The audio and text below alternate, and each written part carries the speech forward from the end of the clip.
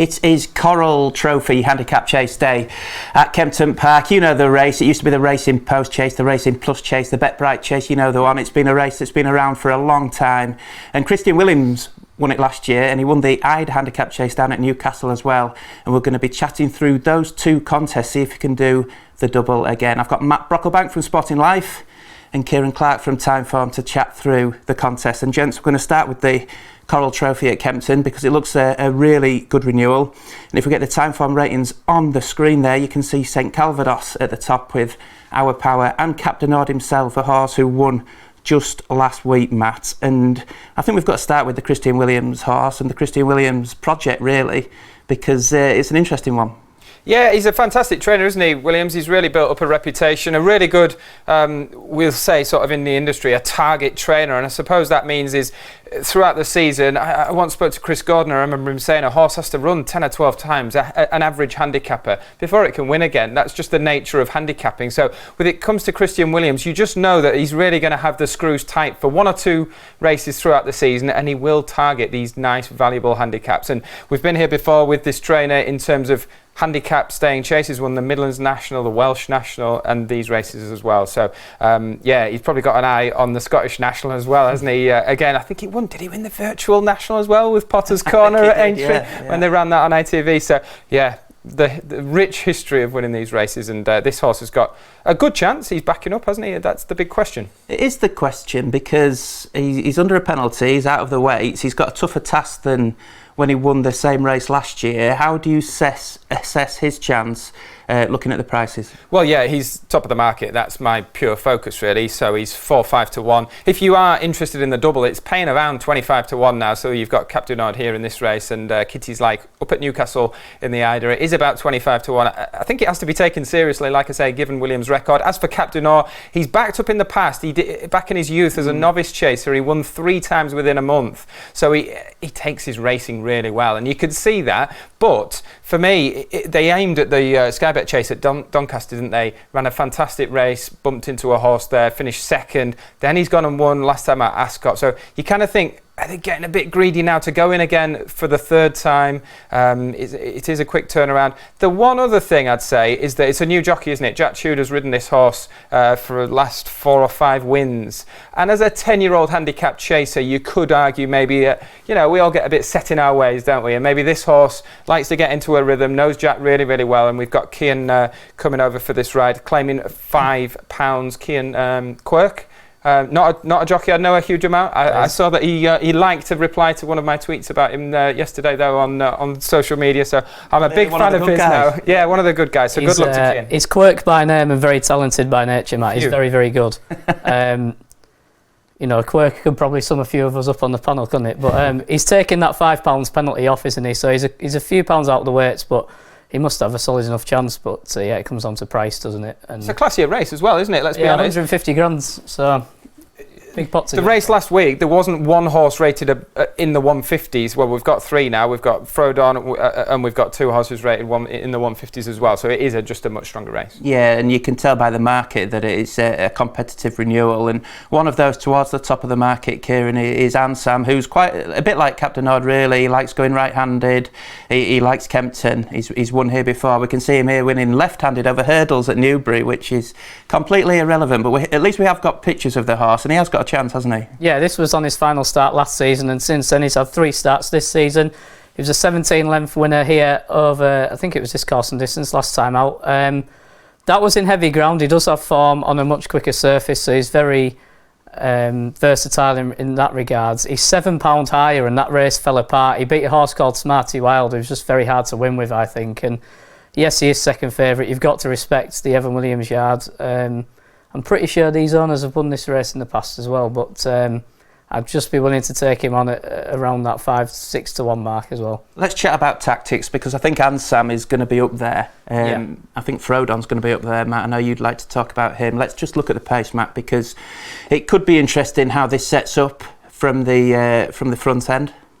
Yeah, you've got the other one there. Obviously, one there on the right of the screen is Frodon. You've got, is it 5 and 6? So it's Bob Hope or No Hope with, I always find that hard to say, to be honest, and Ansam as well. So For me, Frodon, being such a classy front runner, you know, having won King George's round this course, if it's decent ground and he gets into a rhythm, I don't think the other two will be able to sort of take him on for the lead. He'll not get his own way, but I think he'll probably, under Bryony Frost, a forcing ride, I think he might be the one to take them along a decent gallop, hopefully. If you're with Frodon, I suspect you'd be wanting him to just be able to get into a rhythm and get the odd breather in, as he did when he won that King George so famously. So, yeah, I quite like Frodon, to be honest. But a horse who should be making his way into things from slightly off the pace is another winner of this race from the past. A couple of years ago, Clondor Castle.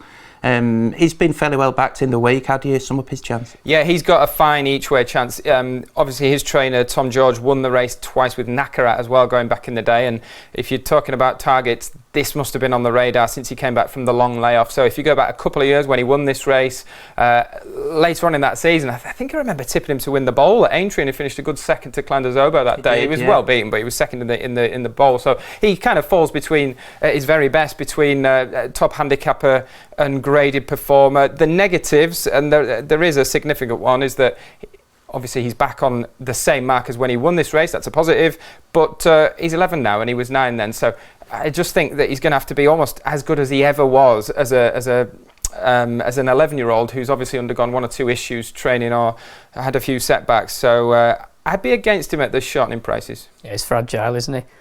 Just a quick... Go on, Kieran, what else is on your shortlist? Yeah, you mentioned those up front. I'm going to hope that there's a bit of a pace collapse here. Now, I know it does normally pay to race prominently, but I just can't get away from this phlegmatic of the Skeltons. He was a winner over course and distance last year. He won on this card last year as well, off a £5 higher mark. He was a good third at Ascot on his reappearance, and then he got hampered at the start in that race remastered one over Christmas. And yes, you've probably got to forgive that latest start at Sandown. I just didn't think he was right on the day. He didn't jump very well. Harry Skelton's back on boards. They've got cheek pieces refitted that he's worn previously, and I just have a feeling that with that course form in the back of their minds, they thought, we'll try and lay him out for this. So I thought he was a bit of value around 10 to 1. I won't rule out Killer Kane either down the bottom. He won quite easily last time. Tizard's obviously Colin, not Joe's, won this a couple of times, but phlegmatic would be my main play in this. So phlegmatic for you, Frodon for Matt? It's looking like Frodon, yeah. I just think in terms of horses that are overpriced in this, I think he is one. Cap du Nord, he's about double the price of Cap du Nord. When you go back to the Badger Beer at Wincanton at the start of this season, he had Cap du Nord back in third. Now, obviously, again, with Cap du Nord, he might have taken a few runs to get fully fit, but Frodon, when he's right, they run off identical terms, essentially, and there's a huge gulf between them, but he's got such a touch of class, Frodon. He won that Badger Beer really nicely, really impressively, and right-handed, good ground, Bryony Frost. I think there's loads to like. He's got that touch of class, you need it. Yeah, he's got a terrific record off big weights in handicaps, hasn't he? And you can see another big race from Frodon. I think Jacamar will run well for the Milton Harris Yard. Got a terrific record going right-handed, and I think a visor has really perked him up on his last couple of goes. So Jacamar for me. We're going to go to Newcastle now, and the Vertum Eider Chase over 4 miles 1 furlongs at 3:25, and this is a race that Christian Williams won again last year with Win My Wings, and he's got the favourite again in Kitty's Light Kieran, and it is a very obvious favourite. He's got a clear chance, hasn't he? He's got a really obvious chance. He's around £11 lower than when running up in the Scottish National to Win My Wings last season, and everything about him this season has said get me back up in trip. He was plodding on at the end there at Kempton last time behind Ansam, and the case is so obvious it's factored into his price. He's 11 to 4 in a race of this nature, and he's going to go bigger in running after a few fences due to the way he runs. So I don't see the point in backing him pre-race at that price. That'd be the only thing. For all his cases, an obvious one. Yeah, I think Kieran summed it up pretty nicely there, Matt. He has got a really obvious chance, but I think at the prices you've got to take him on. And Bavington Bob, you put him up on Antipost Value Bet a few weeks ago at a much bigger price than what he is now. Would you be tempted to go in again? Yeah, I was lucky enough to land on a shortener there. I think he's progressive, and you wouldn't say that about too many in this lineup. I don't really fancy anything down the bottom of the weights. Again, if you're going to beat Kitty's Light, I think you're going to have to go at him with something with a little touch of class. Bavington Bob is that horse. Look, at the start of the season, he was running against Sounds Russian in one of those good races at Kelso, and he was well held there. But I think, again, they've sort of worked back from this race. They've done so because he's 2 from 2 around Newcastle. Brian Hughes keeps the ride. They've put blinkers on for the first time. It's all pointing towards a really good run from Badminton Bob, and the price has shot, but I can't sit here and put anyone off this horse. Another positive would be that Anne Hamilton, trainer, was sort of just scratching around, not got a huge yard obviously, scratching around a little bit at the start of the season, and had 3 runners so far in Privy. 2 of those have won, so I think the yard is in really good shape. Badminton Bob, he screams Eider chase. He's unproven over 4-2, but so is Kitty's Light, despite him finishing second in a Scottish National. But Badminton Bob really does look like he's going to stay all day, and Brian Hughes will just tuck him up on the inside, out the back, I'd imagine, through the early stages. Yeah. There is a running theme throughout the day, isn't there, of previous winners coming back for more, because we've also got Sam's Adventure in this, who won this 2 years ago off a stone higher mark, sorry, ridiculously well handicapped. Only won a veterans race at Catterick last time. Yes, that was a massive step back in the right direction, but 7-1 second favourite, about horse back in a competitive handicap who had looked on the downgrade, is just a bit of a negative. Who's your selection, Kieran? I'm going to take a couple of stabs at big prices. I quite like him, Rem, up-tin trip of Jane Williams. I thought when that one won at Exeter, it looked a real strong stayer and just got a bit outsped at Chepstow last time. Jumping can be a slight issue, so hopefully the return to a bit of a softer surface will help. And the other one at 25-1 is Shanti Ali, who I think it's easy to forgive the latest start. Made quite a bad mistake at the first, possibly found the race coming too soon after finishing runner-up to Grumpy Charlie at Newbury over Christmas.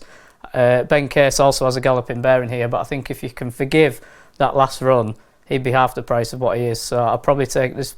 Few firms playing first 5, including Sky Bet, so I'll probably back both them each way and hope for the best. Okay, like it, Badminton Bob, for you. And have you got anything from anywhere else around the country? Yeah, I think we're both keen on this as well, because we're sort of taking on Christian Williams in the 2 big handicaps. Watch the double come in now. But we are going to side with one of his horses on the non-ITV races at Newcastle, the 403, and it's 5-star Getaway. He's definitely caught the eye earlier in the season. He comes back fresh from a break now, and he's really has gone well fresh in the past. He likes decent ground. I think he's on a very fair mark. He's been dropped for. He ran a good race in the Beecher, didn't he? And he's come down 5 or 6 pounds, and he's only had the one disappointing run on bad ground around Kempton since then. So I think he's another one of Christian Williams who's been treated quite fairly by the handicapper. And this again, is this the target? Are they going to try and rack up the treble? Yeah, don't be afraid to put a line through that last run. That came very soon after the Beecher. It was a little over 3 weeks, and I did some digging into Christian Williams' trainer form, and you get to February and March and it just goes in one direction. So it's definitely his time of year. And like I say, if the first 2 haven't gone in, this is a 5-star bet, let alone 5-star get out. But yeah, he's the best bet of the day for me. 5-star Getaway for the panel then for Christian Williams, who could dominate on Saturday. Enjoy the action from Kempton, Newcastle and everywhere else, and we'll be back again next week.